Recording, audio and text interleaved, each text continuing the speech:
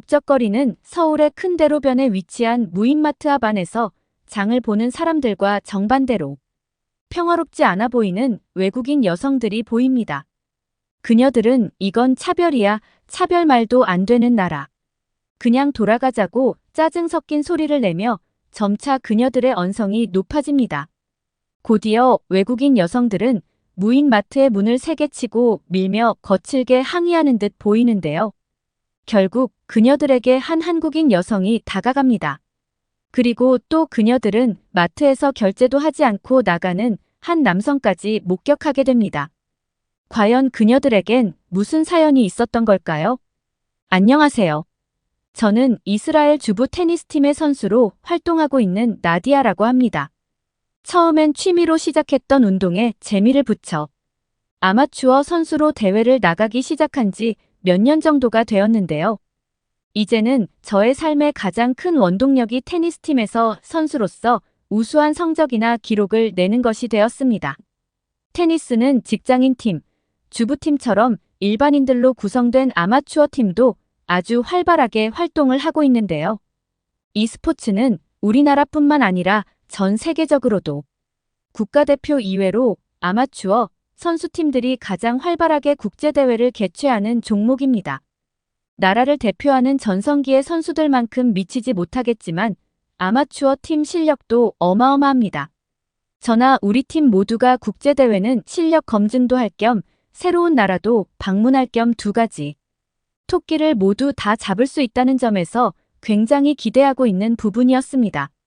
불과 얼마 전 이번 국제 경기 일정표가 공개되었는데요. 그 국가는 다름 아닌 한국이었습니다. 이번에는 약 일주일 동안 한국의 테니스 경기장에서 40개국 이상 총 1천여 명이 넘는 선수들이 참가하는 큰 규모의 행사였습니다. 솔직히 저희는 쇼핑도 좀 하고 싶은 마음에 홍콩에서 이번 대회가 열렸으면 하면서 내심 기대했는데요. 한국이야 뭐 김치나 불고기 같은 음식이나 전자제품이 유명한 거야 알고 있었죠.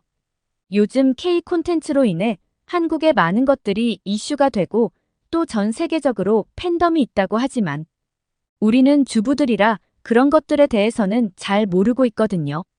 그 이후 몇 주간 한국에서 열릴 시합을 준비하며 우리 팀은 정말 열심히 연습하고 또 연습하며 매진했습니다. 그러다 곧 며칠 후면 비행기에 타는 날짜가 다가왔고 저는 저희 집 거실에 캐리어를 펼쳐두고 한국을 가기 위해 짐을 싸고 있었습니다. 저의 딸 아리아는 그런 저를 보고서도 휴대폰만 볼 뿐 아무것도 묻질 않았어요.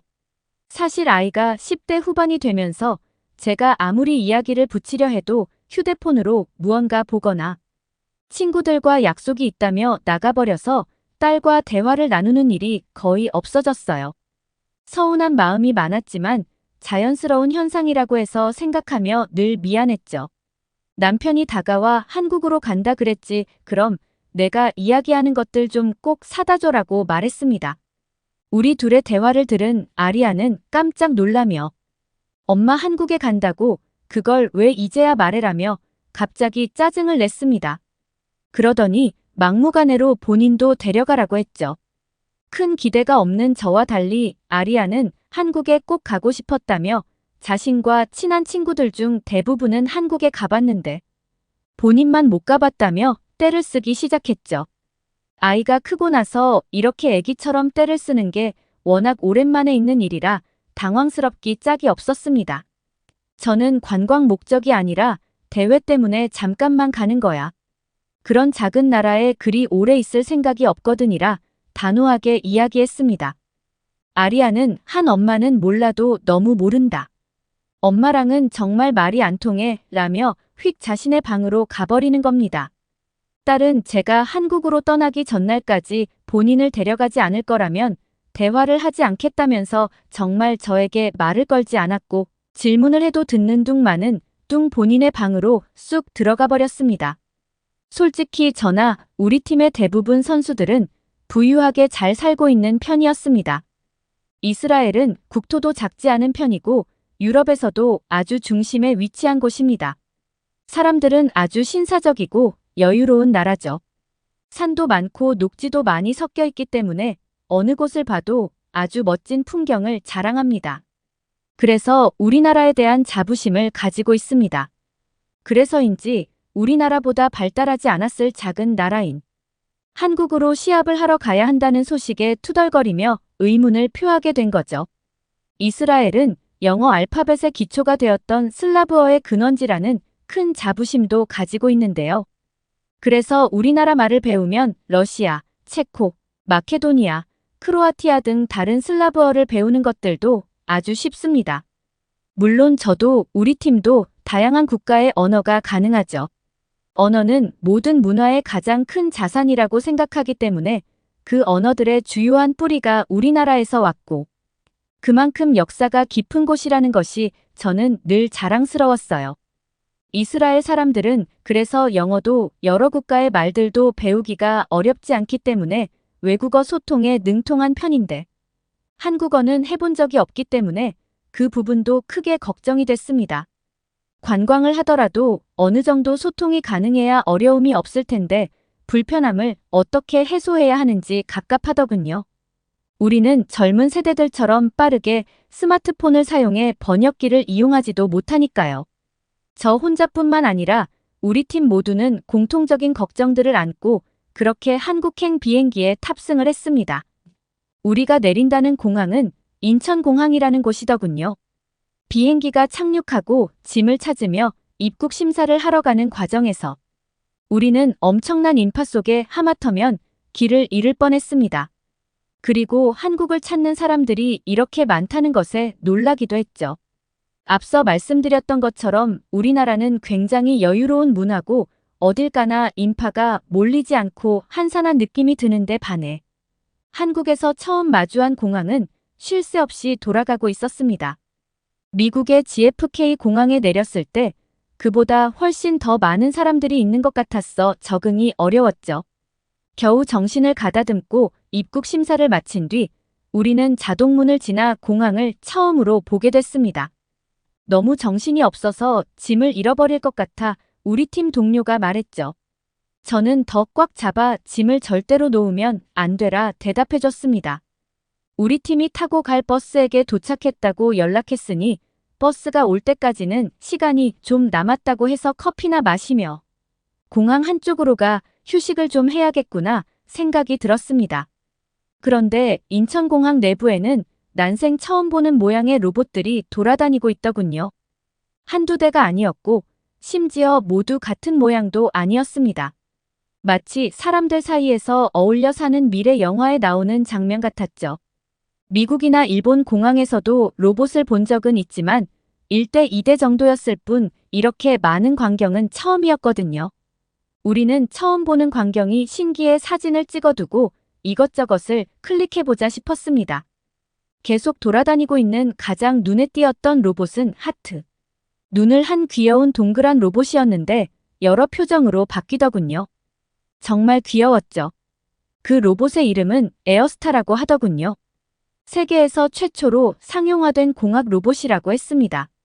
그 귀여운 얼굴은 360도로 회전이 되기도 했고 커다란 터치 화면이 달려서 그곳으론 공항에 대한 안내, 그리고 길찾기 여러 기능을 다양한 언어로 볼 수 있어서 주부인 우리도 작동하기 쉬웠습니다. 어디가 혼잡한지까지 친절히 알려줬습니다. 길을 모르면 앞장서서 안내를 해줘서 따라가기만 하면 됐어요. 우리는 카페를 갈 때 이 로봇을 이용하기로 했죠. 기특하게도 에어스타는 우리가 말을 걸면 원하는 기능을 선택할 수 있도록 자동으로 전환이 됐는데 보고 있어도 믿어지지가 않더라고요. 게다가 더 깜짝 놀란 건 따로 있었어요. 그 로봇이 사진을 찍어드릴까 묻는 거 아니겠어요? 저희는 정말 신기한 그 광경에 신나게 사진을 찍었더니 기특하게도 그 사진을 제 휴대폰으로 메시지를 보내 전송받을 수 있었죠. 정말 신선한 충격이었습니다. 한국의 기술력은 뭐 많이 들어가서 알고 있었지만 생활 속에 자리 잡았다는 게 놀랄 따름이었어요. 한국의 전자제품들을 우리 팀에서는 다 가지고 있긴 할 정도로 그 성능이 뛰어난 것도 알았죠. 근데 이 정도의 최첨단 기술을 경험하고 나니 마치 몇 시간 전 우리나라에서 온 우리가 과거에서 온 기분이 들더군요. 여러 버튼을 눌러보자. 공항의 규모가 그 정도 큰지 몰랐는데 약도로 한눈에 보니 더 놀랐습니다. 그 약도에는 마트도 마련되어 있었고 없는 게 없었습니다. 주부인 우리들에겐 더 필요한 곳들이었죠. 게다가 퀴즈를 위한 시설도 마련되어 있어서 우리 팀에 있는 다른 선수들도 아이가 오면 좋았겠다고 이야기하기 시작했어요. 엄마들이랑 아이부터 생각나는 건 다 똑같으니까요. 우리는 바로 우리 옆을 돌아다니는 다른 모양의 로봇도 발견했어요. 그 로봇의 이름은 에어포터라고 했습니다. 목적은 사람들의 짐을 운반해 주는데 그것도 항공권을 인식해 정확히 가야 하는 목적지까지 안내해 준다고 했지. 평소에 장을 보고 짐을 많이 들고 다닐 일이 많은 우리 주부들은 열광했어요. 이건 꼭 우리나라에 들어오면 좋겠다고요? 우리는 이 말도 안 되는 로봇들을 영상으로 촬영을 해두었죠. 로봇 구경을 이만 마치고 에어스타의 안내에 따라 커피를 사러 카페에 도착했습니다. 주문을 하기 위해 기다리고 있는데 맙소사 거기서도 로봇이 있더군요. 직원은 제조한 커피를 로봇 서랍에 넣는 걸 목격했습니다. 주문 음식을 넣은 그 로봇은 저 멀리 좌석에 앉아있는 손님한테 다가가 서빙을 해주고 있었습니다. 정말 세상에나 라는 말이 절로 나오더군요. 우리는 걱정이 되기 시작했어요. 이미 지불한 자신의 음식을 누가 가져가기라도 하면 어쩌려고 그러나 우려됐죠. 그런데 알고 보니 주문자가 정한 비밀번호를 눌러야 아래 서랍이 열리며 배달된 음식을 꺼낼 수 있더라고요. 그제서야 괜한 걱정을 했다는 것을 깨달았습니다. 커피 한 잔을 다 마셔갈 때쯤 버스가 도착했고 우리는 경기장과 가까운 숙소로 짐을 풀게 되었습니다. 오늘은 컨디션을 위해 연습은 하지 않기로 했는데 하루를 이렇게 흘려보내는 것이 아깝다는 생각이 들었습니다. 우리는 그럼 서울의 백화점을 한번 가보고 싶다고 했어요. 호텔 프론트로 가자 직원분이 친절히 도와주셔서 택시를 타고 백화점에 도착할 수 있었습니다. 이미 저녁이 된 시간이라 인파가 없어졌겠구나 했지만 한국은 어딜 가나 정말 많은 사람들이 있었죠. 저희는 명품관 구경을 하고 싶어 내부로 들어갔습니다. 그런데 거기선 한국어를 쓰는 사람보다 각종 외국어가 섞여 있었어요. 아이 많은 사람들이 한국인이 아니라 관광객이라니 딸 아리아의 말처럼 정말 한국으로 오는 사람이 이렇게나 많은데 내가 무지했던 거였구나 하는 생각이 들었습니다. 그리고 쇼핑을 하러 홍콩을 가면 좋겠다고 한 저희들의 생각을 뒤집을 만큼 그곳엔 없는 브랜드가 없었습니다. 심지어 한국에서만 콜라보해서 나온 한정 제품들도 많았죠. 여러 매장을 더 구경하고 싶었지만 워낙 다른 여행객들이 웨이팅을 하고 있는 관계로 가까스로 한 매장만 볼 수 있었습니다. 우리 팀은 솔직히 모두가 적잖은 충격을 받은 상태였어요. 아시아 그리고 한국은 전자제품, 건강한 음식 정도로만 알고 있던 우리에게 강한 스매싱을 날리는 듯한 기분이었죠. 이제 다시 숙소로 돌아가자고 말했습니다. 왜냐하면 우리나라에선 이 시간이면 모든 가게들이 문을 닫고도 남을 시간이었거든요. 하지만 한국은 아까보다 더 많은 사람들로 길거리에 활기와 웃음소리가 가득했습니다. 순간 젊은 시절 가졌던 그런 뜨거운 마음이 꿈틀거리는 기분이 들었습니다. 한국 사람들은 매 순간 에너지가 가득하다는 생각이 들었어요. 우리나라는 늘 조용하고 느긋한 데 비해 한국은 모든 시간을 에너지를 쏟으며 살아가는 것 같았어요. 저는 이 점에서 무언가 딱 가슴속에 들어온 것처럼 형용할 수 없는 깨달음을 얻었습니다. 어떤 메뉴를 먹어야 할지도 잘 모르겠고 해서 그냥 호텔로 돌아가 룸 서비스를 시키자고 결정했습니다. 호텔에 도착해 프론트의 메뉴들을 한번 문의했죠. 먹고 싶은 음식이 없었어요. 저녁이라 그런지 간단하게 먹고 싶은 마음이었거든요. 우리나라는 야채를 많이 먹는 편이라 신선한 야채를 즐기고 싶었죠. 샐러드 같은 것 말이에요. 그러자 직원분께서는 조금만 나가면 무인마트가 있는데 거기서 구매하셔도 되고 아니면 배달로 하실 거면 20분 안에 도착할 거다라며 말해주셨습니다. 저희는 배달을 해보고 싶은데 어떻게 해야 할지 몰라 버벅거리며 있자 그분이 메뉴를 골라주면 주문을 해주신다고 했고 계산은 만나서 할 수 있게 해주셨어요. 정말 감사했습니다. 숙소에 올라가 돌아가며 샤워부터 했습니다. 벌써 딩동 소리가 들리더니 음식이 도착했다는 말에 우리는 정말 놀랄 수밖에 없었습니다. 얼떨떨한 마음으로 계산을 하고 이제껏 먹어본 샐러드 중에 아마 가장 맛있었던 한 끼를 먹은 날이었던 것 같습니다. 다음 날 우리는 몸을 풀고 연습을 마친 후 식사 메뉴를 또 정해야 했어요. 주최 측에서 우리 입맛에 맞을 메뉴들로 추천한 양식 레스토랑들은 별로 가고 싶은 마음이 생기지 않았습니다. 나이가 들수록 식사는 가볍게 먹는 게 좋아지거든요. 게다가 지금은 시합 시기기도 해서 체하거나 하면 큰일 나기 때문에 우리는 신선한 야채와 유제품을 사기 위해 어제 직원분이 말해주신 무인마트로 가보았습니다. 우리나라에도 그리고 여행을 갔던 여러 국가들에서도 무인 매장은 몇몇 체험한 적이 있었어요. 하지만 아날로그에 더 익숙한 우리 나이대 사람들에게는 쉽게 적응할 수 있는 게 아니라 이용하고 싶지 않게 되더군요. 그래서 한국 무인마트를 들어갈 때도 걱정이 앞섰습니다. 근데 우리에겐 경기를 준비해야 할 시간이 많지 않았고 가장 가까운 마트가 그곳이라고 하니 가게 된 거였습니다. 이왕 해야 하는 거 그냥 해보지 뭐 하는 생각으로요. 직원분이 말해준 매장을 찾았고 우리도 성큼성큼 문 앞으로 다가갔습니다. 우리보다 먼저 온 사람들은 매장으로 들어가는 듯 보였습니다. 이제 우리도 들어가야지 하고 그들이 들어간 행동 그대로를 따라했는데 어우야 이거 왜 이래? 우리에게만 문이 열리지 않는 겁니다. 저희도 무인 매장을 한두 번 이상은 이용해본 경험이 있기 때문에 황당하기 그지없었죠. 새벽이 아니고서야 문이 안 열리는 경우는 없었거든요. 우리는 다시 뒤로 갔다. 앞으로도 가봤고 이 자세 저 자세를 다 해봤지만 여전히 문은 열릴 생각이 없었습니다. 팀원 중 한 명이 문을 누르고 흔들어도 봤지만 꼼짝하지도 않았습니다. 이거 한국인만 들어갈 수 있는 거 아니야? 이건 차별이야 너무해. 배도 너무 고픈데다가 시간도 없는 우리의 짜증은 점점 더 올라갔습니다. 물론 저도 너무 화가 났죠. 그냥 가자며 돌아서려는데 우리보다 먼저 앞서 들어갔던 한국인이 다가와 영어로 도움이 필요하냐고 물었어요. 그녀가 직원일 수도 있고 혹시 우리가 문을 세게 쳐서 고장났나? 우리가 고장낸 거라고 생각하면 어쩌지? 그 순간 걱정이 앞섰죠. 저는 우리가 이스라엘 사람이라 그런 것 같다. 이제 돌아갈 거니 신경 쓸 필요 없다 말하고 재빠르게 팀원들을 데리고 도망치듯 가려 했죠. 그러자 그녀는 우측에 있는 키오스크에 QR코드를 찍어야 문이 열린다고 설명해줬죠.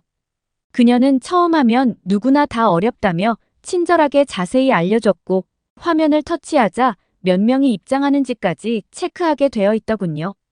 그녀가 알려준 방법으로 우리의 코드를 찍고 나서야 문이 활짝 열렸습니다. 우리 모두가 민망한 순간이었습니다. 재빨리 제품을 골랐어요. 정말 신선한 음식들이 다양하게 가득 있었죠. 거기엔 인공지능으로 말을 하면 제품을 찾아주는 서비스도 있더군요.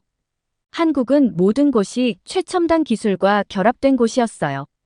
제품을 다 고르고 나가려는데 더 큰 일이 발생했습니다. 아무리 찾아봐도 계산하는 곳이 없었죠. 우리는 이걸 어떻게 하나 다시 제자리에 두고 가야 하나 하며 망설이고 있는데 다른 손님이 그냥 제품을 들고 계산도 하지 않은 채 나가는 것을 목격했습니다. 역시 어느 나라나 무인마트면 다 저렇지 생각이 들었어요. 헌데 알고 보니 그냥 들고 나가기만 하면 인공지능이 무게 센서를 이용해 제품을 선별하고 입장할 때 핸드폰으로 등록한 저의 결제 수단으로 자동 계산이 되더군요. 우리가 매장에서 나가자 바로 영수증이 도착했어요. 한국에서의 경험은 해도 끝이 없을 정도로 놀라움의 연속이었습니다. 대회가 진행되는 동안 우리는 이 매장을 정말 자주 이용했습니다. 순식간에 우리의 한국 일정은 끝이 나고 다시 우리나라로 돌아가야 했어요. 고국에 돌아가기 위해 다시 찾은 인천공항은 반가운 로봇들이 그대로 반겨주고 있었죠. 옆에 있어 무거웠는데 짐도 옮겨주고. 한국에 도착한 처음부터 다시 헤어지는 끝까지 사람을 놀라게 하는 나라였어요. 우리 팀은 다시 돌아와서 조용한 이스라엘에서 지내고 있습니다. 저는 사람들의 열정이 넘치던 한국의 도시가 그리울 때가 많더군요. 그 생동감은 제가 살아있음을 다시금 느끼게 했거든요. 그래서 이번엔 제 딸과 둘이서 한국을 한 번 더 가볼 생각입니다. 서먹해진 우리 사이에 그간 못 쌓았던 추억도 만들면서 에어스타가 찍어주는 우리 둘의 사진도 또 남기고 말이에요. 과거에는 성형수술이라고 하면 돈 낭비 또는 겉모습만 치중한다고 비판도 많았습니다. 하지만 오늘날에는 성형수술은 미모를 완성시키는 하나의 기술로 전 세계가 한국의 성형외과로 모여들고 있다고 하는데요. 또한 성형수술은 외모 지상주의냐 하는 비판도 있지만 외모를 통해 자신감을 가지고 인생을 업그레이드한 경우도 많은데요. 오늘은 독일의 한 회사에서 마케팅 업무를 보는 아이린 씨가 한국에 방문해서 성형수술로 인생 터닝 포인트를 맞이했다고 합니다. 안녕하세요. 저는 독일에 살고 화장품 회사 마케팅부 팀장으로 일하는 아이린입니다. 화장품 업계 쪽은 여성의 아름다움에 모든 것이 집중되어 있다 보니 꼭 모델이 아니더라도 제품을 판매하는 마케터나 영상을 담당하는 PD들도 어느 정도 외모가 받쳐져야 하는 분야입니다. 제가 담당하는 화장품은 피부를 좋게 하는 기초 단계의 화장품이 아니라 얼굴을 더욱 아름답게 표현하는 색조 화장품을 연구하고 마케팅합니다. 눈이 뚜렷해지는 아이라인이나 마스카라, 입술을 강조하는 립스틱, 얼굴, 전체 음향을 담당하는 섀도우 등 제품 라인을 출시합니다. 이곳의 색조 라인을 담당하는 마케터는 저를 포함하여 4명입니다. 치열한 경쟁 속에 각 팀에서 구성하고 출시하는 색조 화장품 라인을 개발해서 회사 내부에서 경합하고 최종 결정된 제품이 시중에 광고되고 판매되는 구조입니다. 상품 평가 때 얼마나 더 얼굴이 예쁘게 표현되는지를 평가받으려면 테스트할 모델도 인물이 좋아야 합니다. 정식 테스트가 아니다 보니 테스트 모델은 거의 팀원들이 합니다.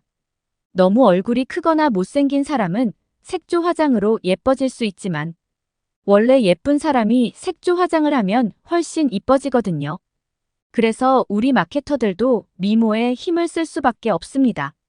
우리 3명의 마케터는 엎치락 뒤치락하며 선의의 경쟁을 이어왔어요. 하지만 그 순위는 완전히 뒤집어졌죠. 어느 날 제 경쟁자 아내가 여름 휴가로 한국을 다녀오고 나서의 일입니다. 아내는 저보다 7살이나 많은 아이 셋 엄마였어요. 육아와 일을 병행하다 보니 얼굴이 생기가 없고 보통의 백인들이 그렇듯이 피부에 탄력도 없었죠. 아내는 화장을 열심히 하고 다녔지만 처진 피부와 흐릿한 눈매, 푹 꺼진 이마, 얇은 입술 등은 그녀를 더욱 맥없이 보이게 했습니다. 사실 아내는 실력이 정말 좋지만 제가 아내를 이길 땐 저를 포함한 우리 팀원의 화장발이 더 좋았을 때였습니다. 그런 그녀가 한국을 다녀와서는 뭔가 달라졌습니다. 그녀는 자신감이 철철 넘쳤습니다. 얼굴에 생기도 돌았고요. 저는 아내에게 무슨 일이 일어난지 궁금했어요. 여행이 힐링이라지만 한국처럼 먼 곳을 다녀오면 보통은 시차 적응이나 문화, 적응 때문에 피로에 쩔어 있어야 하거든요. 하지만 안내는 너무 생기 있었죠. 안내가 한국에서 돌아온 지 2달 정도 지났을 때 색조 화장품 제품 출시를 위한 회사 경합이 있는 날이었습니다. 저는 이번 제품은 정말 자신 있었습니다. 특히 마스카라 제품은 독일에서도 유명한 화장품 회사 로레알을 모티브로 해서 그곳 제품과 유사한 정도의 컬을 만들 수 있었거든요. 속눈썹 숱이 많고 길면 눈이 10배는 예뻐집니다. 사람의 첫인상도 얼굴 윤곽과 눈에서 결정나기 때문에 저는 눈을 강조하는 제품에 대해 공부를 많이 하거든요. 이번 마스카라는 제 야심작이었습니다. 회사 경합날 저는 제 마스카라 모델 그러니까 정식 모델은 아니고 테스트 모델이라 우리 팀 직원인데 그녀에게 마스카라 전후의 모습을 심사단 앞에서 보여줬습니다. 그녀에게 생긴 놀라운 효과를 보고 모두 흐뭇해하더군요. 안내도 저에게 정말 대단하다며 칭찬해 주었어요. 저는 우쭐해졌습니다. 승리는 내 것이라 속으로 외쳤죠. 안내팀은 곧 다가올 겨울에도 보습과 유분을 유지할 수 있는 립글로우를 소개했습니다. 아니, 겨울에는 마스크 목도리를 하기 때문에 상대적으로 립 제품을 연구하지 않거든요. 저는 안내가 감을 잃었나 싶었죠. 하지만 똑똑한 안내는 그것을 역이용해서 눈을 돋보이게 하는 마스크를 써도 목도리를 써서 입술을 가려도 이 영양제 립글로우를 꼭 쓸 수밖에 없는 제품으로 소개했어요. 안내는 심사단 앞에서 우리 팀에서 개발한 마스카라를 바르고 나서 예뻐졌죠? 라고 웃더군요. 그러더니 자기 팀에서 개발한 은은한 영양 가득 립글로우를 발랐습니다. 화장이 눈과 입술이 둘 다 강조되면 안 예쁘거든요. 그래서 포인트라고 해서 눈을 강조하면 입술을 좀 죽이고, 입술을 강조하려면 눈을 심플하게 하는 방법을 이용해요. 안누는 그것을 이용한 겁니다. 마스카라로 눈을 예쁘게 만들어 놓고 자기 팀의 은은한 립글로우로 마무리하면서 눈을 돋보이면서 영양까지 완벽한 화장법이라며 소개했습니다. 심사단들은 신선한 충격에 박수를 쳤습니다. 저도 놀랐어요. 제 화장품도 빛나고 아내의 입술도 빛났거든요. 저는 그녀의 얇고 마른 듯한 입술이 저립 글로우로 완전 20대처럼 통통하고 부드러운 느낌이 나는 것으로 바꿨다는 생각에 입을 다물지 못했어요. 그날 경합은 회사 최초로 공동 우승이었습니다. 나의 마스카라와 그녀의 립글로우가 세트로 출시하게 되었죠. 우승이긴 한데 뭔가 반쪽짜리 우승이라 기분이 썩 좋지 않았어요. 반면 아내는 너무너무 행복한 모습으로 심사단에게 감사의 인사를 전하고 있었죠. 아이 셋 엄마로 축축 처져 있던 아내의 모습은 온데간데 없었습니다. 저는 그날 아내에게 같이 축하 파티나 하자고 제안했어요. 안내는 너무 좋다며 약간 오버를 하더라고요. 저는 그 모습도 좀 꼴보기 싫었어요. 여튼 우리 팀과 안내팀은 저녁에 레스토랑에 가서 축포를 터뜨렸습니다.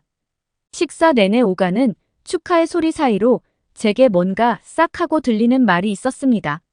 안눈의 팀 막내 직원이 안내 보고 팀장님 정말 예뻐진 다음에 더 자신감 붙으셨어요 라고 말입니다. 안내는 호탕하게 웃으며 그래 맞아 나도 살면서 이렇게 예뻤던 적이 없었어. 한국 한 번 더 다녀올까 봐라고 하는 거 있죠. 알고 보니 안내는 한국으로 여행 간 것이 아니고 한국으로 성형을 하러 간 것이었습니다. 안내의 짝짝이 눈매가 고쳐졌고 한국 간 김에 이런저런 시술을 받았다는 것이었습니다. 그리고 2주 정도 시간이 지나 한국에 오는 동안 붓기가 가라앉으면서 지금까지 서서히 제자리를 잡았다는 거죠. 저는 왠지 모를 배신감이 느껴졌어요. 사실 한국 다녀온 다음부터 안내가 저보다 더 예쁜 느낌이 들긴 들었거든요.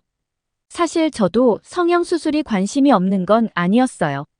저야 배우가 아니다 보니 외모를 지나치게 관리할 필요는 없지만 기본적으로 여성들에게는 아름다워지고 싶다는 욕구가 있거든요. 게다가 주변에 보이는 사람들이 다들 화려한 외모를 가진 직종이다 보니 자연스럽게 사람의 외모를 보는 눈이 높아질 수밖에 없었어요. 아내는 식사하는 동안 대놓고 성형에 관한 이야기를 했습니다. 시술받고 나서 그동안의 콤플렉스가 해결됐다며 이전보다 자연스러워지고 활동적인 경향을 갖게 되었다면서요. 당장 제가 곁에서 보기에도 외모가 개선되었을 뿐만 아니라 자기 일에 대한 열정과 노력이 더해지는 느낌이라 점차 나도 성형수술을 받아볼까 고민하게 되었죠. 안내는 한국의 시술은 모두 똑같이 찍어내는 획일화와는 다르다고 했어요.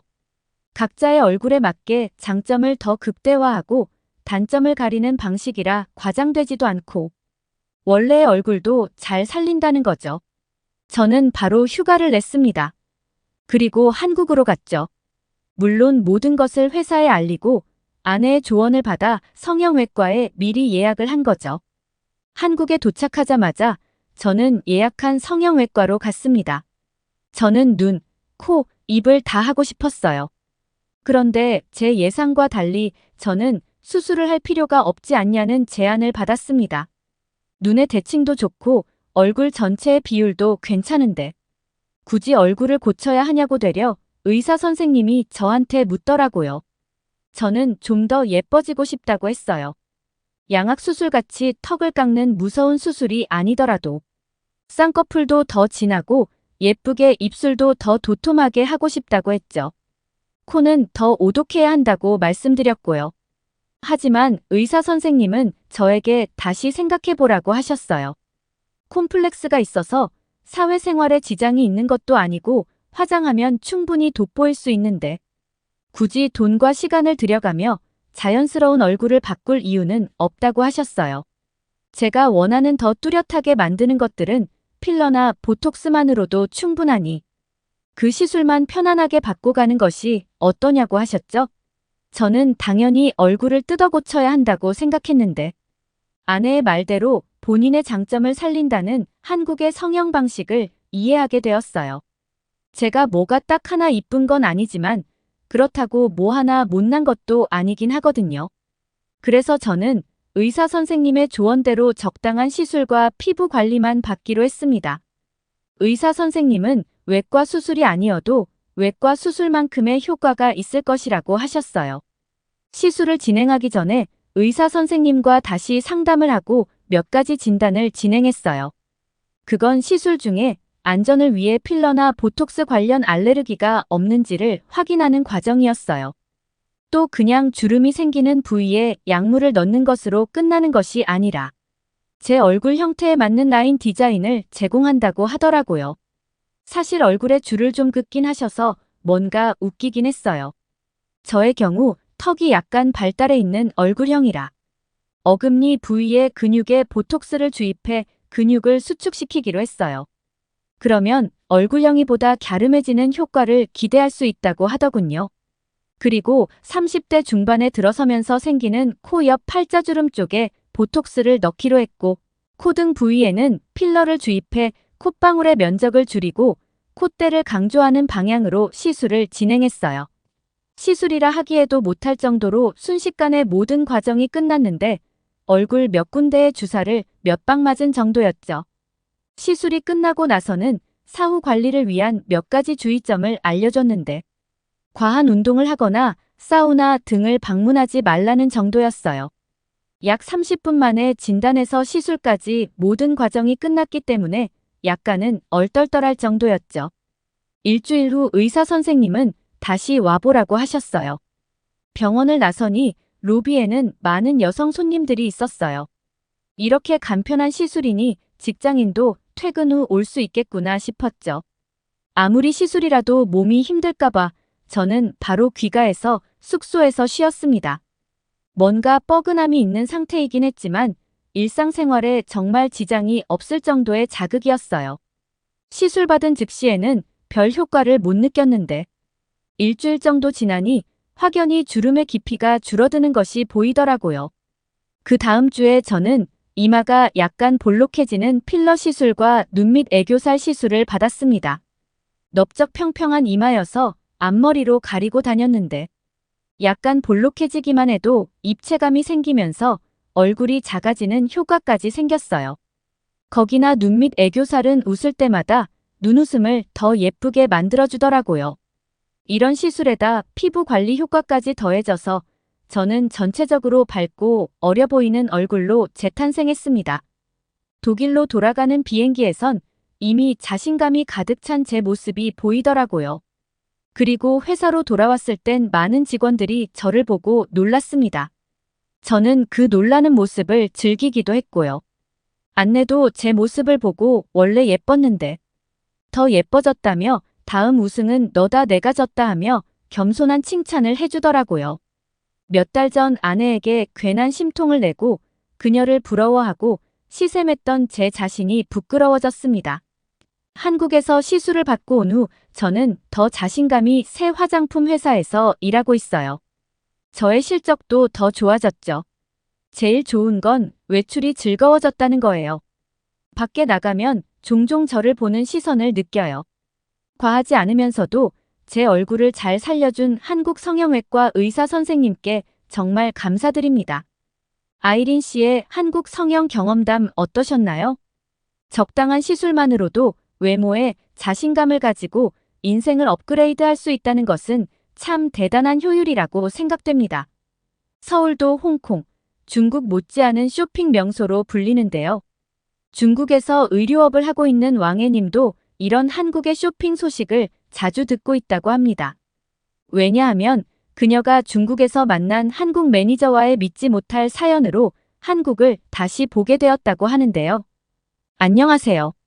저는 중국의 홍콩에 살고 있는 왕혜입니다. 한국 사람들은 중국으로 많이 놀러 오더라고요. 저는 아직 한국을 가보지는 못했지만 중국에서 만나는 한국인들의 모습을 잘 알고 있답니다. 같은 동양인인데도 이상하게 한국인은 중국인, 일본인과 달리 너무 키도 크고 인물이 좋아요. 저는 백화점에서 30년 동안 여성복을 팔고 있습니다. 중국이 쇼핑의 나라이니만큼 저의 업계 경력은 베테랑이라고 할 수 있죠. 제가 근무하는 곳은 홍콩에서도 손꼽는 쇼핑센터예요. 초고가 브랜드 옷은 아니지만 꽤 가격이 나가는 옷들이 많아서 제 매장에 오시는 손님은 예복이나 하객룩으로 많이 사가십니다. 자주 입는 옷이 아니다 보니 고객님들은 어떤 옷을 입어야 하는지 잘 모르시는데요. 매장에 들어오시는 손님의 체형을 눈여겨보고 피부톤도 확인하고 옷을 어떻게 입으실 건지 자세히 물어봐서 꼼꼼하게 코디를 해드립니다. 저도 힘든 과정이지만 이 옷도 옷 갈아입는 손님도 여간 힘드신 게 아니잖아요. 그래서 고객님이 만족하실 수 있게 진심을 다해 코디를 해드리고 있어요. 고맙게도 그런 마음을 알아주셔서인지 매출도 좋답니다. 하지만 최근 저는 이 일을 관둘까 깊이 고민했습니다. 나이가 들어도 할 수 있고 경력이 많을수록 유리한 직업인데도 불구하고 그 사건 이후로 사람이 무섭고 너무 싫어졌거든요. 2달 전 옷을 사간 20대 여자분이 있었습니다. 친구가 결혼식을 한다지 뭐예요? 아직 어린 나이라 예복이나 하기용 옷을 사본 적이 없었다고 했어요. 20대 여자분이다 보니 저는 제 딸 옷을 골라주는 것처럼 성심성의껏 옷을 추천해 주었어요. 그리고 가장 잘 어울리는 핑크 원피스를 골라서 갔답니다. 그런데 한 달이 지나서 그 여자분이 다시 왔어요. 남자친구와 함께요. 그때 사갔던 옷을 가져온 것 아니겠어요? 한 달이 지난 옷을 다시 가져온 커플은 친구 결혼식 때 입으려고 산 옷인데 옷에 오염이 있어서 입을 수가 없었다고 하더라고요. 그러면서 어떻게 이런 옷을 팔 수 있냐고 저한테 항의했어요. 제가 이 업계 경력이 몇 년인데 밝은 옷을 팔 때는 옷에 오염이 있는지 확인 안 했겠습니까? 그 옷을 팔던 날도 분명 확인했을 겁니다. 작은 자국이라도 있으면 새 상품으로 바꿔주거나 오염이 있다는 것을 분명히 알려주고 파는 점이다. 그런데 그 비싼 옷에 오염이 있었다고 하니 저는 어이가 없었습니다. 그리고 이미 한 달이나 지났잖아요. 환불 규정에는 옷에 태그를 떼지 말고 영수증을 지참해서 일주일 안에 오면 환불하도록 되어 있습니다. 하지만 한 달이 지나서 갖고 왔잖아요. 사실은 예전에도 한 달 이상 지나서 옷을 가져오신 분도 계시긴 합니다. 일주일이 지나서 환불이 어렵다고 하면 병원에서 한 달 동안 입원하고 있다 보니 못 가져왔다는 식의 말을 합니다. 그거 거짓말인 거 뻔히 알고 있거든요. 진짜 그런 분은 미리 전화하고 입원 중 사진이라도 보내주려고 합니다. 그리고 당연히 책도 안 뜯지도 않고 오면 너무 미안해합니다. 이 업계에 일을 하다 보면 진상 손님을 많이 만났거든요.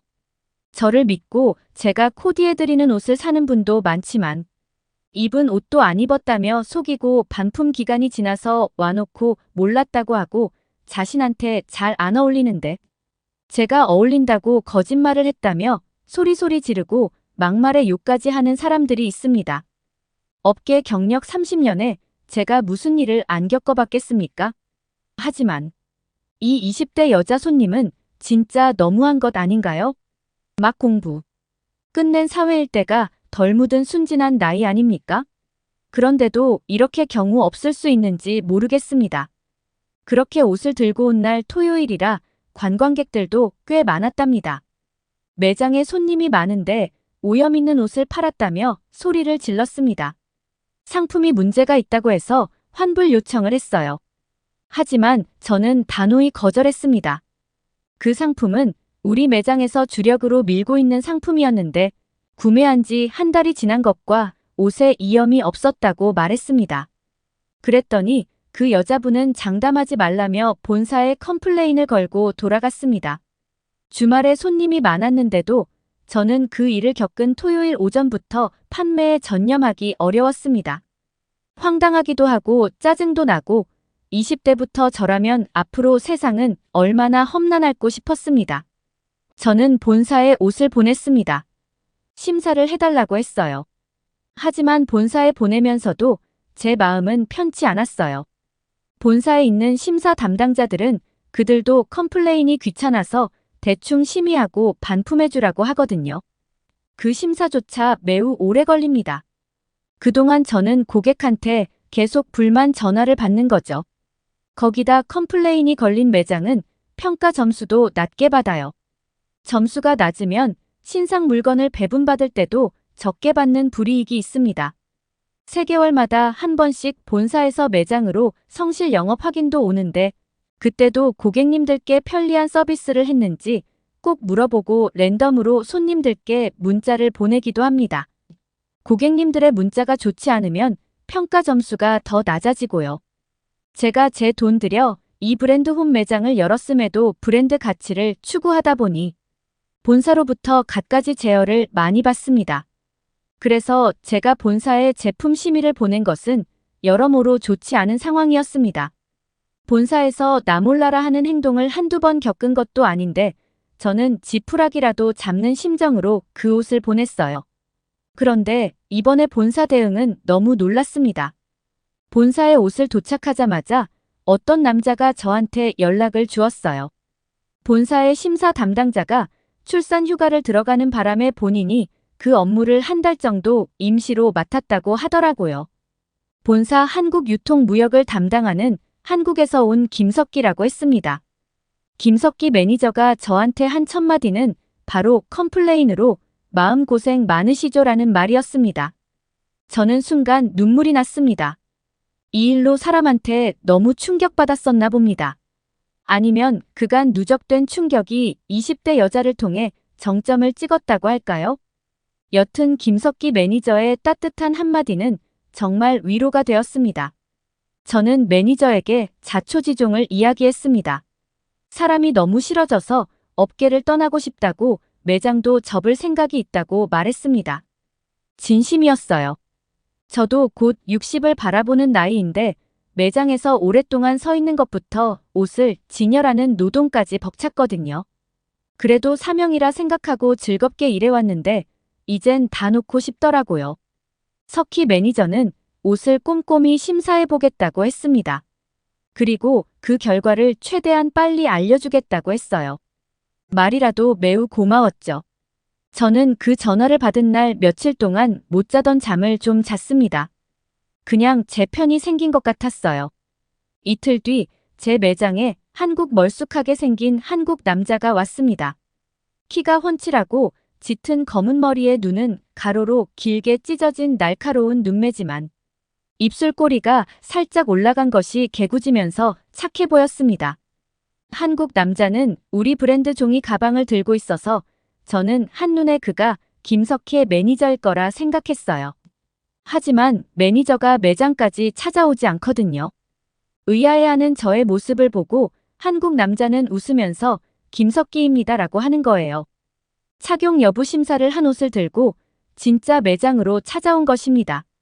저는 너무 놀랍고 고마웠습니다. 매니저는 이 옷은 착용한 옷이 맞다는 심사 결과표를 주었습니다. 저는 통쾌했습니다. 이제 그 어린 여자에게 전화를 해야겠구나 싶었죠. 하지만 근무 중에 그런 불만 전화를 하고 나면 남은 시간을 일에 집중할 수가 없어서 퇴근 후에 문자를 남겨서 따로 전화를 해야겠다고 생각하고 매니저에게 감사 인사를 전했습니다. 제 사정을 들은 매니저는 고객 전화번호를 알려달라고 했습니다. 이런 컴플레인은 최대한 빠르게 처리하는 것이 상대방을 위해서도 좋고, 오후 매장 근무에 지장이 있다고 하니 자신이 직접 전화해서 마무리를 짓겠다고 하더라고요. 제가 이 일하면서 고객 컴플레인을 자신이 전화하겠다는 사람은 처음 봅니다. 여기도 뭔가 애송이 냄새가 풀풀 나는 게 안심이 되지 않더군요. 하지만 매니저는 간곡하게 고객의 전화번호를 요청했어요. 저는 그렇다면 제 핸드폰으로 전화하시라고 했어요. 개인정보를 다른 사람에게 넘겨줬니 어쩌니 하는 소리가 생길까 봐요. 저는 노트에 적어놓은 20대 여자의 핸드폰을 제 핸드폰에 입력했습니다. 그리고 매니저에게 전화를 줬죠. 매니저는 그녀에게 전화를 걸었지만 전화를 안 받더라고요. 그래서 문자를 남겼어요. 본사심의 결과를 알려드리려고 한다고 말입니다. 저는 내심 그 여자분이 전화를 받아서 이 컴플레인의 끝을 김석기 매니저가 마무리해줬으면 좋겠다고 생각했어요. 지치기 싫었거든요. 전화를 2번 하고 문자를 보냈는데도 연락이 없었습니다. 매니저는 매장에 온 김에 쇼핑센터 전체를 잠시 둘러보고 오겠다며 했어요. 경쟁업체의 매장 배치라든가 손님 반응을 살피겠다는 거죠. 그리고 30분쯤 지났을까요? 김석기 매니저는 다시 본사로 가보겠다고 하더라고요. 고객에게는 전화가 없었냐고 물어도 봤어요. 안타깝게도 연락은 오지 않았습니다. 매니저는 휴대폰을 잠시 달라고 하더라고요. 그리고 보더니 미소를 짓던데요. 그러면서 사진을 보여주었습니다. 제가 그녀의 휴대폰 번호를 저장하고 일정 시간이 지나서 그녀의 프로필이 떴습니다. 중국에는 채팅을 라인으로 합니다. 한국의 카카오톡 같은 거죠. 채팅 앱에 있는 그녀의 프로필에는 우리 매장에서 샀던 핑크색 원피스를 입고 남자친구와 함께 예식장 한켠에서 다정하게 찍은 사진이 올라와 있는 것 아니겠어요? 저는 순간 머리가 하얘졌습니다. 이런 옷을 팔았냐고 호통치던 20대 여자 얼굴이 떠오르면서 경악을 금치 못했습니다. 이 일 30년 하면서 이렇게 된통당하기는 또 처음이네요. 김석기 매니저는 프로필 사진을 캡처해 놓았습니다.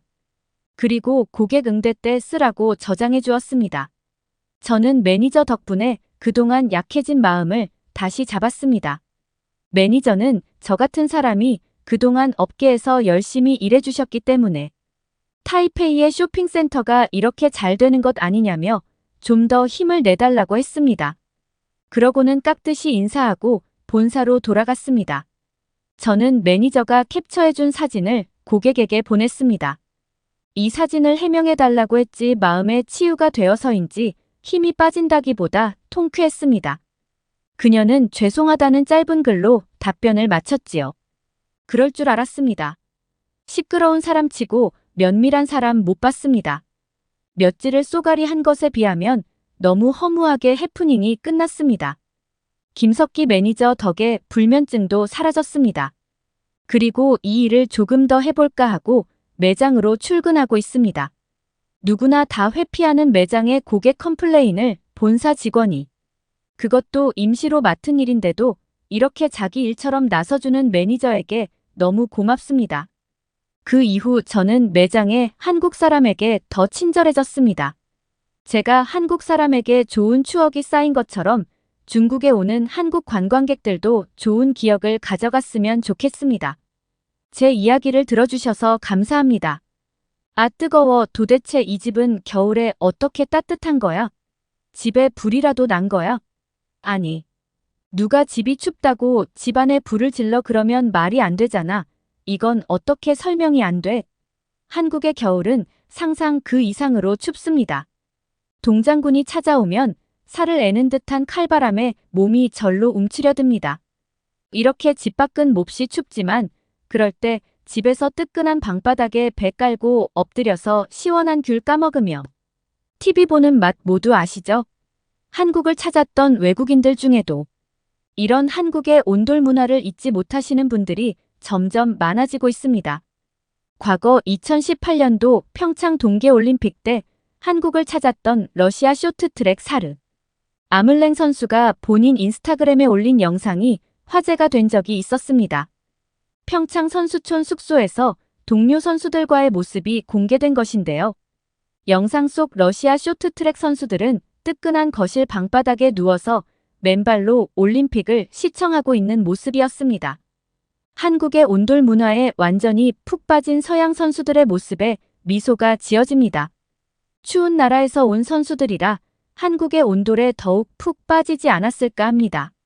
과거를 거슬러 올라가 보면 구한말 조선을 방문했던 스위스 기닥 그레이트가 한국 방문기를 적은 저서에 이곳 사람들은 밤에는 펄펄 끓는 방바닥 위에서 땅처럼 구워지는 게 아주 익숙하다라고 기록하였습니다. 당시 한반도를 찾은 서양인들의 눈에 들어온 특이한 것이 바로 온돌 문화였다고 하는데요. 입식 생활권인 서양은 전통적으로 벽난로를 사용한 대류 난방법을 사용했기 때문이죠.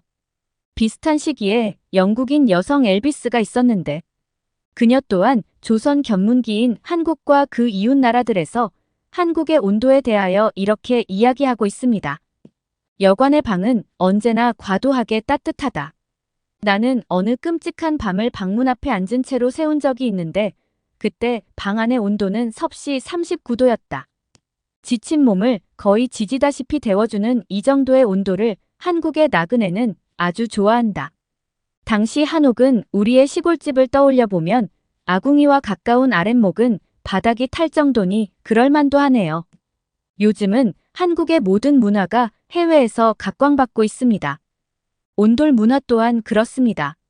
한국에 와서 온돌을 접한 외국인들은 한국의 온돌 문화를 처음엔 낯설어 하면서도 고국으로 돌아가면 아주 그리워한다는데요. 힐튼 씨도 그중 한 명입니다. 안녕하세요. 저는 러시아 출신 힐트라고 합니다. 제 고향은 러시아에서도 춥기로 유명한 모스크바이기 때문에 추위에는 자신이 있는 편이었습니다. 그래서 작년 겨울 한국 여행을 시작할 때 SNS 친구들의 조언을 흘러들었던 것도 사실입니다. 모두들 한 목소리로 한국의 추위에 대하여 제게 경고를 했죠. 한국의 겨울바람은 겪어본 사람만 알아 마치 바람이 살을 베는 것 같은 느낌이야.